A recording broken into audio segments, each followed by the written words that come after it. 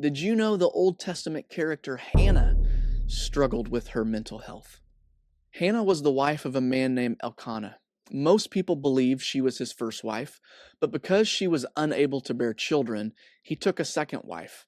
And this was actually a common practice in ancient Israel if a woman couldn't have children. Offspring, and in particular having a son to pass on the family name, was really important. Now, Elkanah's other wife had children, so Hannah was very grieved that she couldn't bear children. And because of her grief and also being taunted by the other wife for not being able to have children, she reached a breaking point. 1 Samuel 1 verses 10 through 11 says, "In her deep anguish, Hannah prayed to the Lord, weeping bitterly. And she made a vow, saying, 'Lord Almighty, if you will only look at your servant's misery and remember me, and not forget your servant, but give her a son, then I will give him to the Lord for all the days of his life, and no razor will ever be used on his head.'"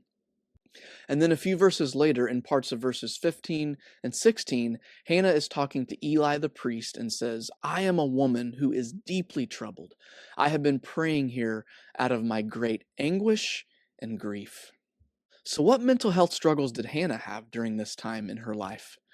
Grief, immense grief, sadness, probably feeling hopeless, depressed, downhearted, discouraged, deep anguish, weeping bitterly, which is deep and intense grief and sorrow, often with loud, uncontrolled crying. She talks about her misery. She's prayed for years for a child. She's disappointed and, I'm sure, confused.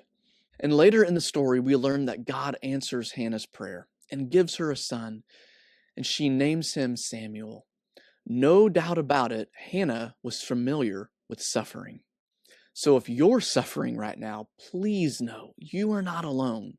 Hope and healing is always possible.